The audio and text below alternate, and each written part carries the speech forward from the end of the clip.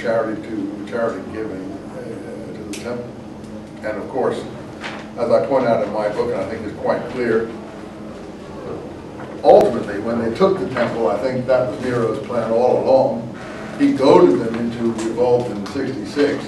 He needed the money for his building projects in Rome after the fire. And he was building huge,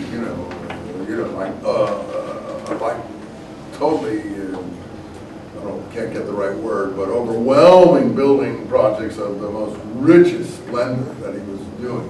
And he didn't have the treasury to do it. He goaded the Jews to revolt, sent very cruel governors out there. And before he could win the war out there in '68, he was, he committed suicide perhaps, or he was killed. It's not clear which. But in any case, he was forced to commit suicide or he was killed. And then the generals came in, and then the general in Palestine, Vespasian, got control of the empire. He was the general Nero had sent out to Palestine. And the first thing he did was bring the temple treasure back to Rome. So I think he was just carrying out Nero's program, frankly. And what did they build with it? What was the big thing that the Flavians built to entertain the Roman masses, to divert them from any sort of trouble or, like we have sporting events, the Colosseum. This temple of death and destruction and torture and every other thing, complete, what I would consider, we glorify it now because we're so ignorant. We say, oh, what a great building, and look at all the things that they did there. Yeah, look what they did there. Totally sordid, maniacal, I can't even get the right word, disreputable, low entertainment of the most vicious, bloodthirsty kind, blood sports. This is what they did with the Jewish temple money. And the slaves they took in the revolt to work on it. This is what the Flavian family did. So I think they just went on and carried Nero's building project. Nero built a big lake, for artificial sea battles. And what they did was Vespasian, people knew that Nero was very unpopular, so they filled in his lake and they built the Colosseum instead. On the place where he built this artificial lake for naval battles. But anyway, that has to do with temple treasure and Jewish charity. But that was going on 19 centuries later, 18 centuries later. And, the people living in Jerusalem, there was a Jewish community in Jerusalem at this time. People say, oh, the Jews have stolen the Arab land. Again, they have no idea of history. The situation in Palestine was very bad. It was a malarial swamp. It had been depopulated over the centuries. You can look at the pictures of the British artists in the 1820s and 30s who go through here and painted romantic pictures. It's almost totally deserted except for a few towns, Bethlehem and Jerusalem. And, other than that, it's like totally almost deserted swamp.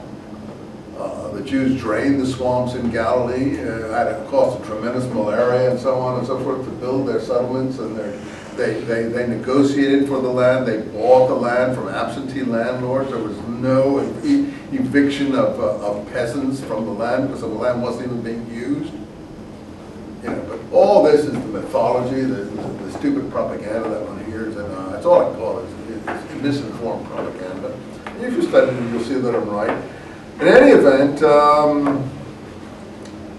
if you look at the Encyclopedia Britannica of 1906, which is the classical edition of the Encyclopedia Britannica, I think it's 1906 or 5, they have the article on Palestine and so on and Jerusalem, and they give the population figures. And the Jews were already a majority in Jerusalem in 1906.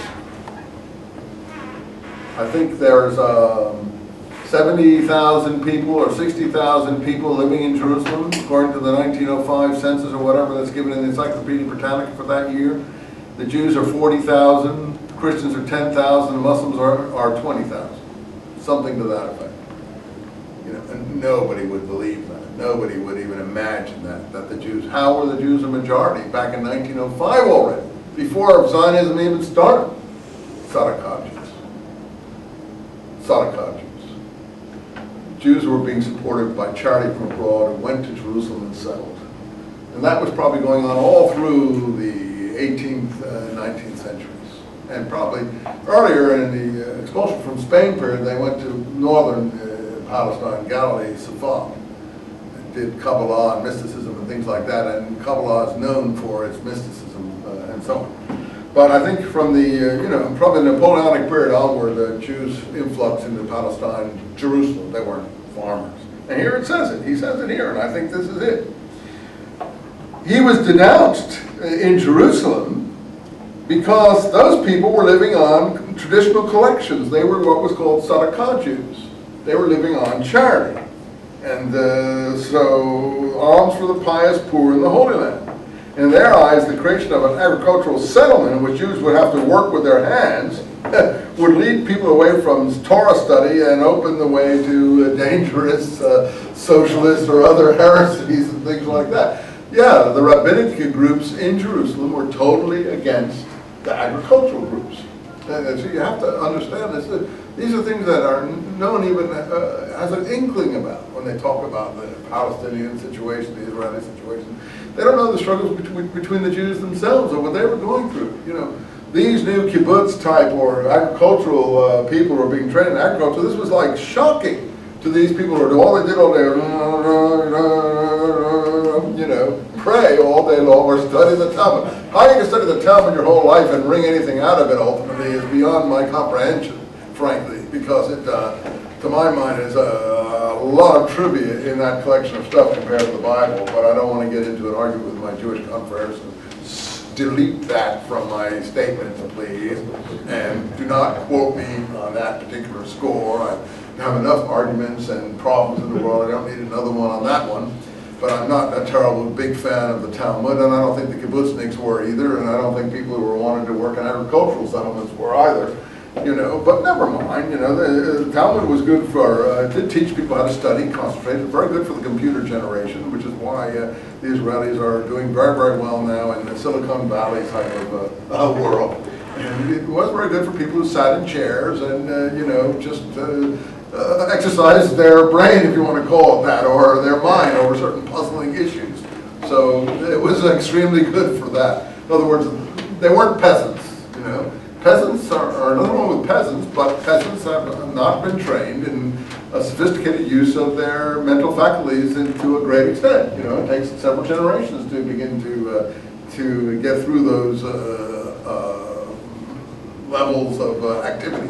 And these guys, they had a head start. They knew languages, they knew everything. So the rabbinic study syndrome certainly is an advantage.